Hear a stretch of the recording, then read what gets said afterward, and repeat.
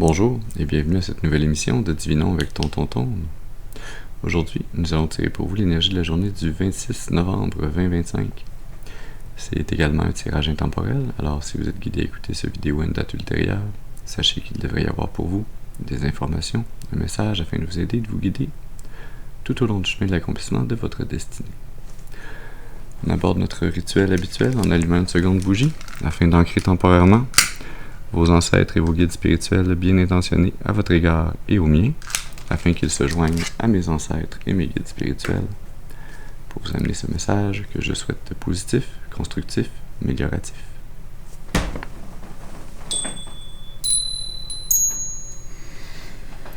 Très bien, très bien. Alors voyons voir quelle énergie on a pour vous ce matin. Quel message a besoin de sortir?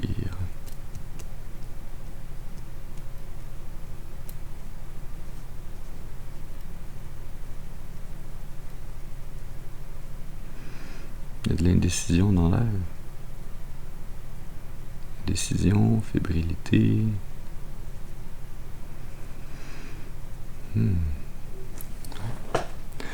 va commencer notre tirage avec le tarot Oshozen. On va faire un tirage en croix celtique. Alors, comme d'habitude, on commence avec une première carte qui va nous parler de la personne d'importance. Ça peut être vous, ça peut être quelqu'un d'autre. Alors, je vous demande d'utiliser votre intuition, votre discernement, afin de déterminer de qui il s'agit. On se rappelle également que tous les tirages ne sont pas nos tirages. Ce message peut s'adresser à vous en tout, en partie ou pas du tout. Alors, on met le chapeau s'il nous fait. Sinon, on passe au suivant. Ceci dit, allons-y. On va voir quelle énergie, quel message on a pour vous ce matin. Est-ce qu'on peut avoir une première carte, s'il vous plaît, pour nous parler de la personne d'importance? Merci. On commence fort avec le contrôle. Sous le paquet, le changement. Et au milieu,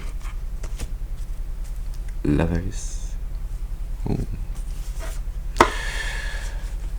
Ouais, on a quelqu'un ici qui a longtemps été, sinon même toute sa vie, assise dans une position qui a été une programmation, une façon d'être élevé, qui l'a mené à vouloir toujours exercer la mainmise sur la richesse matérielle, sur le monde matériel. Je sens que c'est une énergie qui exerce cette énergie de contrôle. La racine de ça, c'est un manque dans le passé, c'est un état de pauvreté qui a mené à vouloir tout garder, à vouloir rapprocher et conserver la moindre petite parcelle d'abondance, de ramener à elle cette énergie de l'abondance et d'avoir des difficultés à la laisser retourner à l'univers ensuite, pour la laisser circuler correctement. Cette énergie se retrouve face à une situation, un événement qui va la forcer à changer d'attitude, changer de comportement, comme si l'univers conspirait pour qu'elle n'ait d'autres solutions, d'autres choix que de relâcher le contrôle, de relâcher ce nœud autour de sa bourse. On dit maintenant avec une seconde carte, celle-là qui va nous parler du défi ou de l'obstacle à surmonter.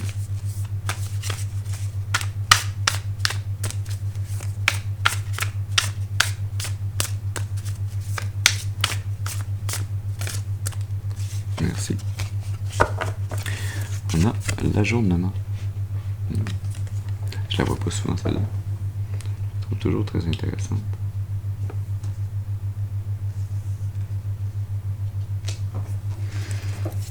Sous le paquet, l'harmonie.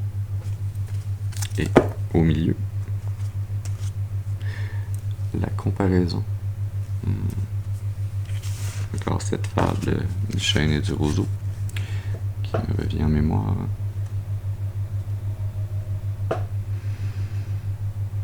Il y a un lien ici qui est clair avec le contrôle. quand on tente d'être comme le chêne, d'être fort, stable, d'être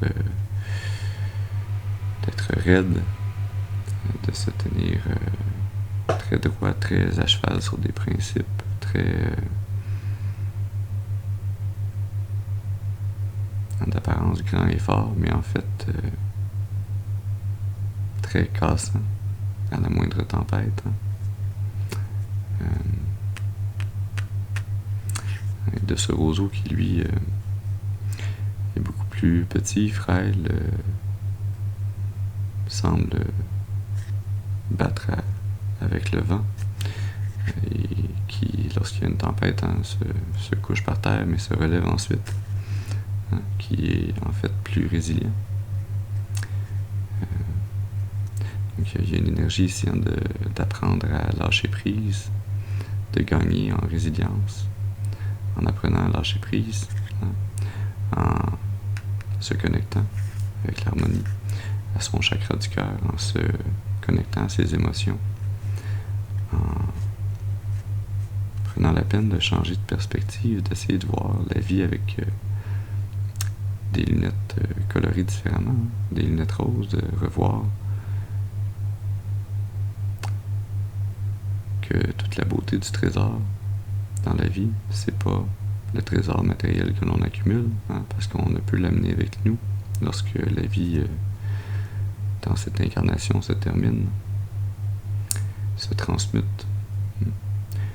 Il y a le défi d'ouvrir, d'élargir ses horizons afin de réaliser que la vraie richesse, c'est la richesse de vos perceptions, la richesse qui se trouve dans votre cœur, dans vos pensées, la richesse que votre âme garde avec elle à travers tous ces apprentissages qu'elle vient faire dans ces différentes incarnations.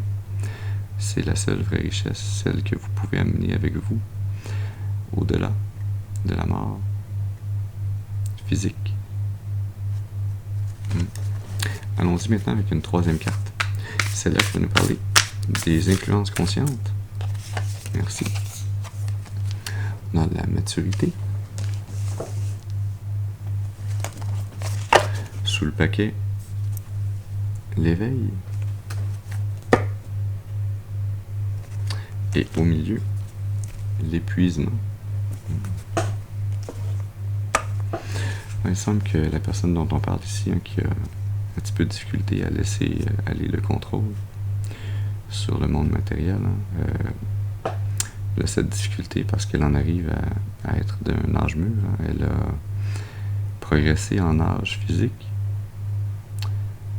Elle a gagné en maturité physiquement. Mais elle commence à être au bout de ses forces. Son corps commence à être fatigué. Ce contrôle qui a été exercé tout au long de sa vie a été quelque chose qui lui a pris beaucoup plus d'énergie sur le plan spirituel que ce que ça lui a rapporté sur le plan matériel. Et là, elle arrive à la fin de sa vie, ou presque à la fin de sa vie, et elle réalise que tous ces fruits qu'elle a voulu percevoir, toute cette abondance, dans le fond, ils vont être comme elle, ils vont choir au sol, ils vont se décomposer, et elle ne pourra pas les amener avec elle lorsque son âme n'aura d'autre choix que de se réveiller de ce rêve réalité qui est l'incarnation dans laquelle elle est. Allons-y maintenant pour une quatrième carte, celle-là qui va nous parler des racines subconscientes.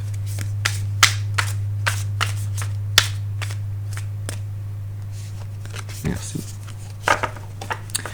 On a le guide. Sous le paquet, les projections. Et au milieu, le voyage. Il y a vraiment une énergie ici de quelqu'un qui s'apprête à entamer le grand voyage, qui ramène son âme à sa source. Cette personne ne réalise pas pleinement, consciemment ce qui s'en vient pour elle. Hein. Mais comme tous et toutes, comme tous les êtres humains, comme tous les êtres de la création, malgré toutes ces réussites, tous ces échecs, toutes ces erreurs, tous ces bons coups, elle est tout de même aimée et supportée par le divin à sa façon et en fonction de où elle en est rendue, hein, dans ses cycles karmiques, dans ses cycles d'incarnation.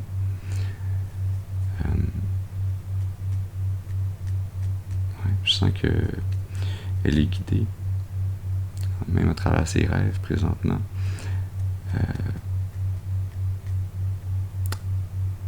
à commencer à entamer ce voyage astral avant qu'il ne soit pleinement entamé dans le physique, hein, lorsque ce point de non-retour sera passé.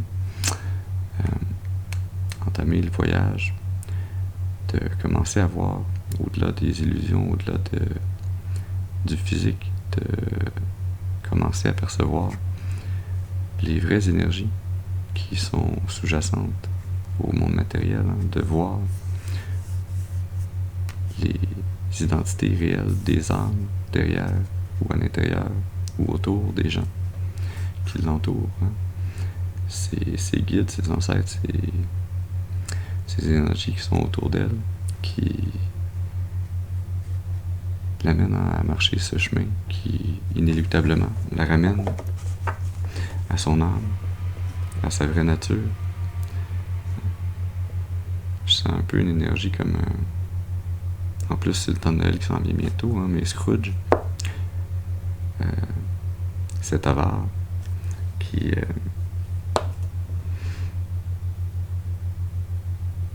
se retrouvait avec... c'était-tu un fantôme ou... je ne me rappelle plus trop. Peu importe.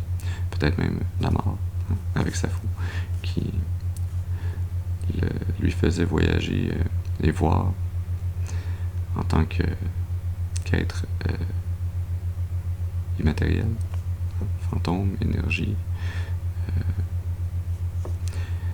entité énergétique désincarnée, qui lui faisait voir son impact positif, négatif, tous les impacts qu'il a eu tout au long de sa vie. Je sens cette énergie d'une personne qui est guidée à travers ses rêves dans les nuits qui précèdent son plus grand voyage, qui est guidée à voir et à réaliser son impact sur les gens, sur les énergies autour d'elle, hein, à voir clairement au travers du voile de l'existence. Allons-y maintenant avec une 5e carte, celle-là qui va nous parler. Ça, c'est plus qu'une carte. Bel essai. Mais je prends une carte, merci.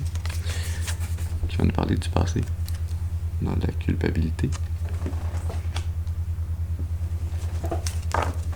Sous le paquet, la patience. Et au milieu, le courage.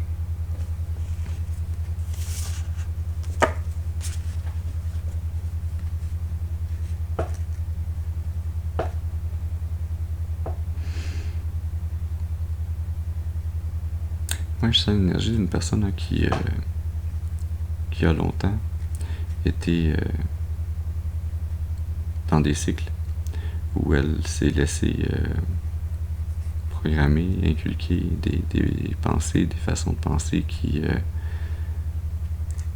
étaient projetées en elle, hein, qui étaient comme ces entités, ces esprits sombres qui venaient la manipuler, la triturer, la garder dans une énergie de contrôle, d'avarice, plutôt que dans une énergie où elle pouvait être libre et être connectée à son âme supérieure. Il y avait comme ce voile noir énergétique qui l'entourait.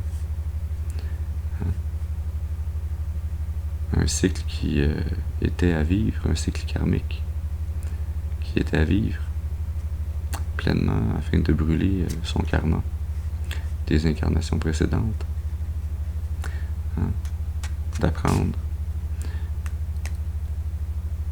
le courage d'apprendre à résister, à grandir, à tenter, hein, comme cette fleur sur ce rocher, de survivre malgré les difficultés, hein, de s'épanouir malgré les projections, malgré ses idées noires, ses conditionnements, ses programmations. Hein. Je sens que cette fleur qui grandit, qui s'épanouit, hein, ça arrive vraiment vers la toute fin de sa vie, alors que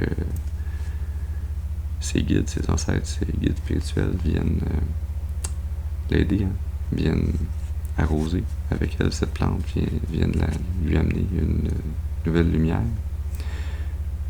hein, lui amène une nouvelle perspective, une façon de voir à travers le voile, de voir le réel impact d'être resté dans une énergie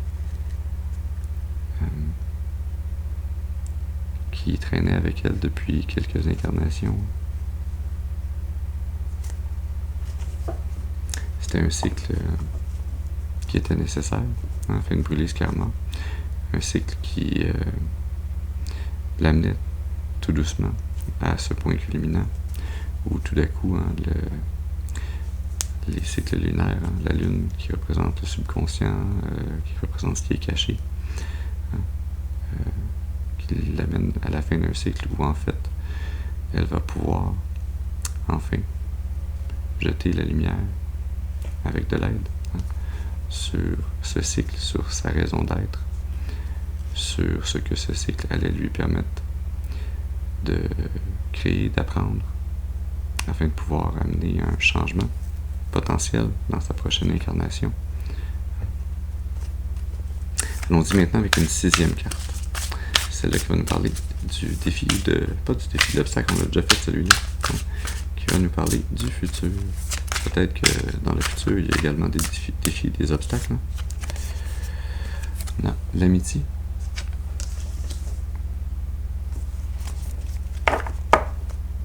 Sous le paquet, le rêve. Et au milieu, la politique.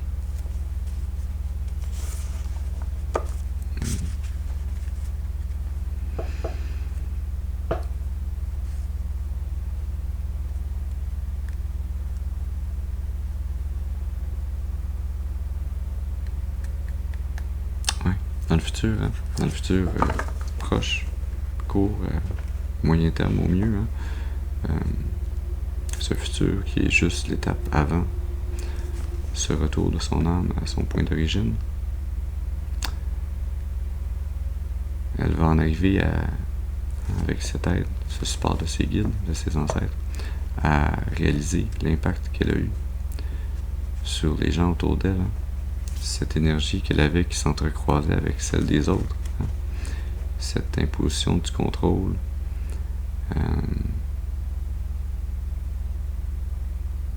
qui a eu un effet plus grand sur les autres que sur elle-même, hein. Qui a poussé malheureusement les gens autour d'elle à vivre plus dans le rêve que dans la réalité, hein. À se sentir éloignés, de se sentir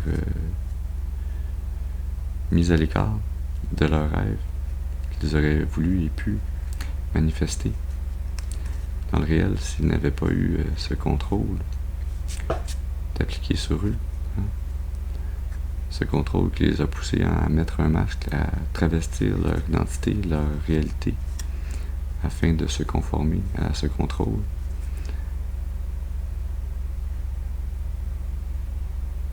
De faire ce qu'il fallait pour survivre. Allons-y maintenant avec une 7e carte. C'est là qui va nous parler de l'attitude. Est-ce qu'on peut avoir une carte, s'il vous plaît, pour nous parler de l'attitude? C'est 2 cartes. Une carte, s'il vous plaît, pour nous parler de l'attitude.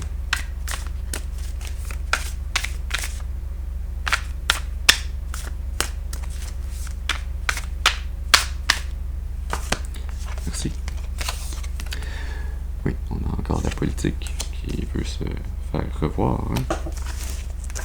Sous le paquet, la morale. Et au milieu, la transformation. Cette personne, cette énergie qui réalise que il est grand temps, avant que ce voyage de cette incarnation se termine, de tenter d'aborder et d'amener un changement de direction, hein, d'amener un réalignement, une transformation en elle et autour d'elle, hein,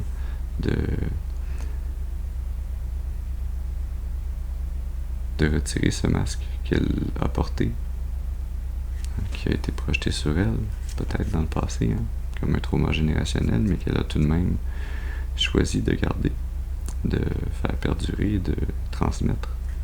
Hein. Il est grand temps de se libérer de ce fardeau, hein, d'effectuer cette transformation au niveau spirituel qui va lui permettre de renaître dans une autre vie, dans une nouvelle incarnation, dans un nouveau cycle karmique où elle aura l'occasion de faire un choix différent, de faire un choix de ne pas maintenir ses projections, ce contrôle, cet asservissement sur elle-même et sur les autres, hein, de s'aligner avec la morale, de s'aligner avec la volonté de son âme supérieure, hein, de s'aligner avec les codes divins, avec un code moral qui est pour son plus grand bien et le plus grand bien de tous et toutes autour d'elle, qui n'est pas simplement orienté vers elle-même, mais qui est orienté vers le plus grand bien de toute la création. Allons-y maintenant avec une 8e carte. Celle-là qui va nous parler de l'environnement. Une carte, s'il vous plaît. Ça, c'est 2 cartes. Une carte, s'il vous plaît, pour nous parler de l'environnement. Merci. On a le compromis.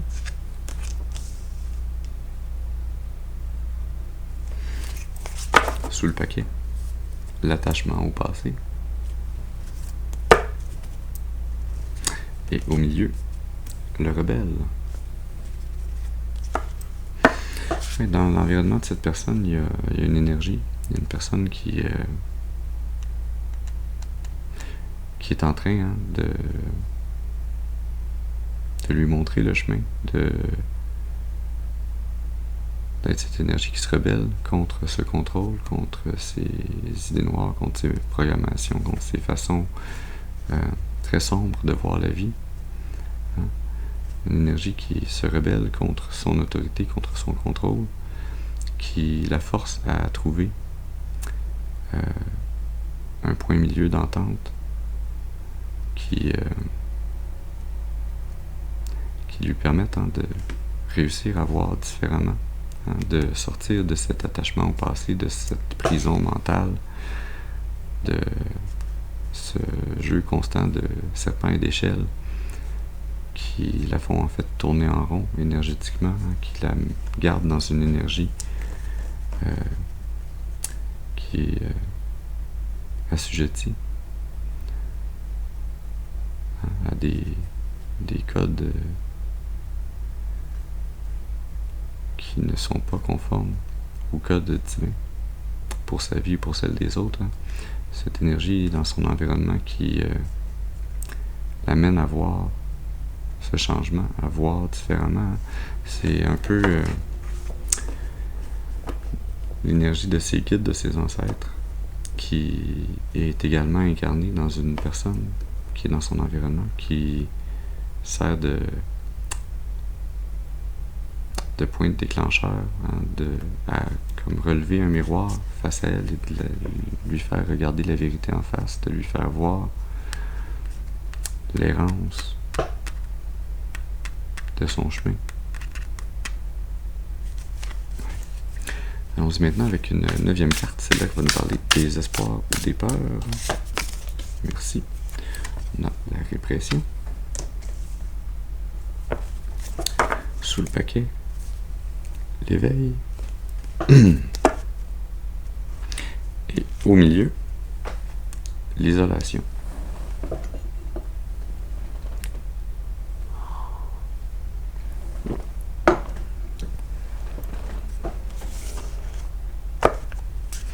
Ouais, cette personne, cette énergie est vraiment craintive de lever le voile qui a toujours été autour d'elle, qui a toujours été en elle, de regarder les liens d'attachement, de contrôle qui l'ont mené à percevoir la vie comme étant quelque chose de difficile, quelque chose qui doit nous faire sentir comme si on était brisé, comme si on était enchaîné, comme si on n'avait aucun pouvoir sur notre vie, comme si elle a cette peur qui est la source non traitée qui fait qu'elle contrôle les gens et les énergies autour d'elle. C'est cette peur, ce contrôle qu'elle applique sur autrui parce qu'elle n'est pas capable de l'appliquer sur elle-même. Si elle pouvait appliquer ce contrôle sur elle-même, elle aurait appliqué toute sa force, toute son énergie à sortir de ces projections qui la répriment, qui l'enchaînent, qui lui font voir le monde sous un angle si obscur, qui empêche son âme de s'éveiller pleinement, de s'éveiller, de s'élever. On y va maintenant avec une 10e carte. C'est là qui va nous parler de la finalité probable.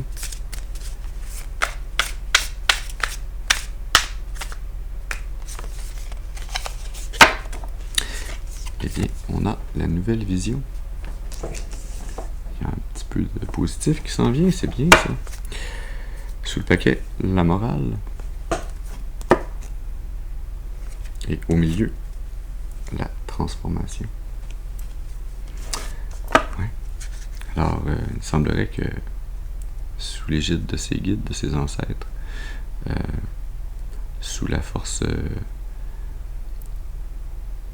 de ce rebelle dans son environnement qui vient lever ce miroir face à elle et la forcer à se voir comme elle est réellement et non pas comme elle pensait être, dans cette attitude qu'elle prend, qu'elle se donne. C'est comme un acte, une pièce de théâtre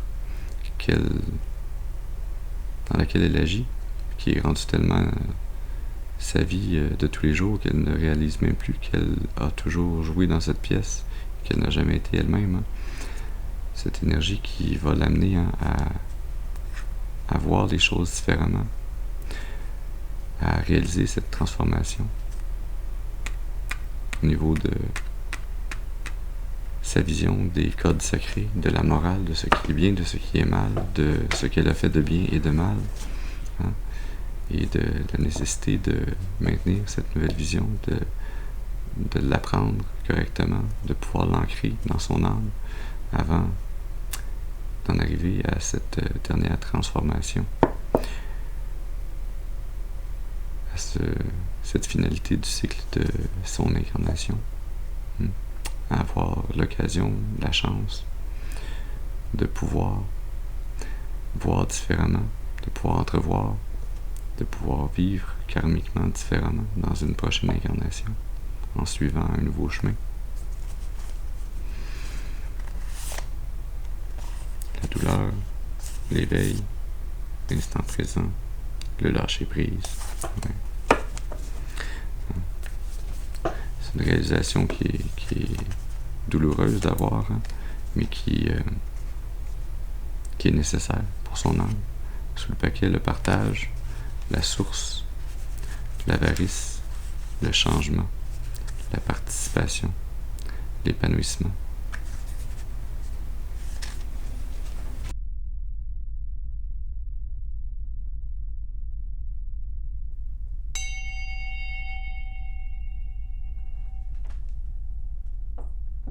Il y avait une belle vibration à l'intérieur de ça. Intéressant. Oui, sous le paquet, donc, le partage, la source, l'avarice, le changement, la participation, l'épanouissement. Il y a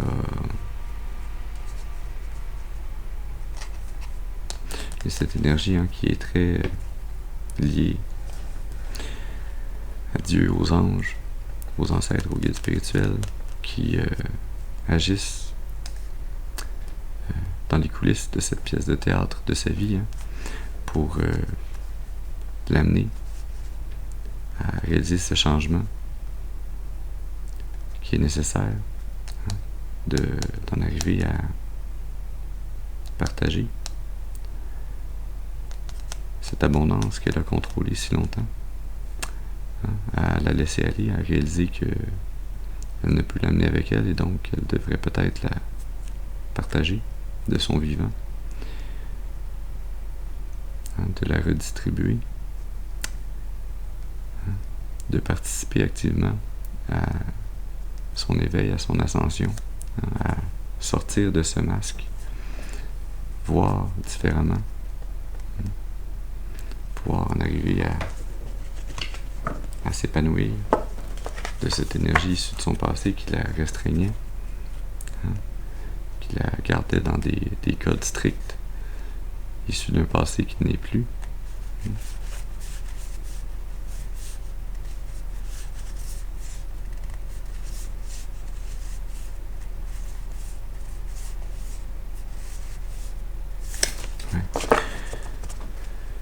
Il y a beaucoup des changements qui s'en viennent pour cette personne, pour cette énergie qui n'auront pas lieu dans cette incarnation, qui c'est vraiment juste comme une dernière étincelle de changement qui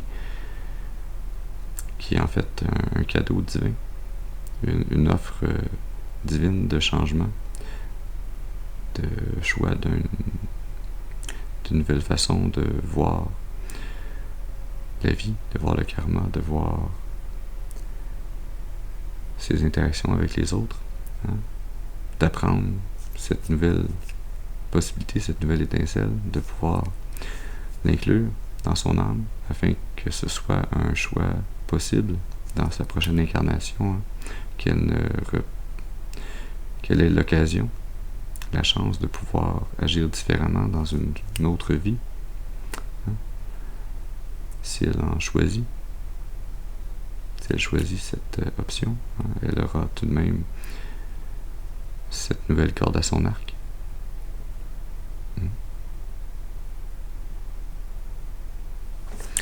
On va tirer une carte de l'oracle des anges de l'abondance pour terminer. Alors, qu'est-ce que les anges ont à dire pour aider cette énergie, cette personne à progresser ce matin? La coopération au lieu de la compétition. Ce qui est à vous, personne ne peut vous le prendre. Il n'y a pas de raison d'être en compétition avec les autres, puisqu'il y a de l'abondance pour tous. Il n'y a pas besoin de contrôler, de garder, de contrôler les autres. Tout ce dont tout le monde a besoin est présent dans l'univers, dans la création. Vous avez un accès complet et illimité à l'abondance pour vous-même et pour pouvoir partager avec les autres. En étant dans des relations de coopération, vous pouvez accomplir n'importe quoi. Sous le paquet.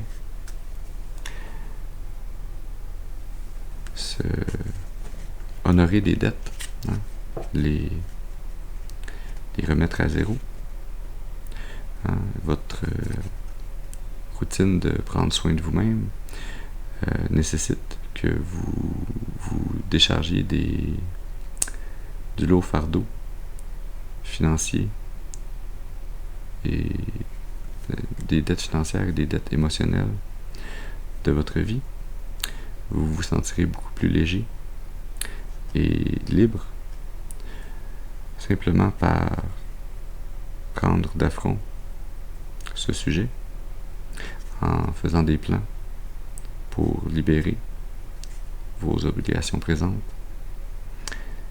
et pour éviter les obligations futures.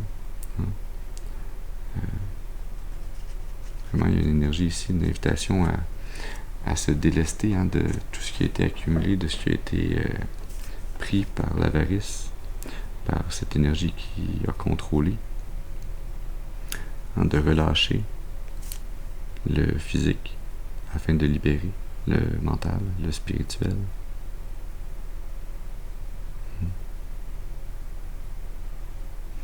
De pouvoir embarquer sur ce Pégase qui court sur l'arc-en-ciel, qui va l'amener à pouvoir se réincarner avec de nouvelles possibilités, avec la chance d'un karma qui pourrait être tout différent, si seulement elle en fait le choix, si elle prend cette décision, si elle utilise ces nouveaux savoirs qui lui sont amenés en fin de parcours.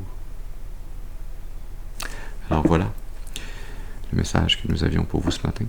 J'espère qu'il aura pu vous aider, vous amener une information, un message pour nourrir, soutenir, guider votre intuition afin de vous mener le plus clairement et le plus durablement possible sur le chemin de l'accomplissement de votre destinée pour votre plus grand bien et le plus grand bien de toute la création. Je vous remercie pour votre présence auprès de moi ce matin. Je vous souhaite une excellente journée et je vous dis à la prochaine. Merci.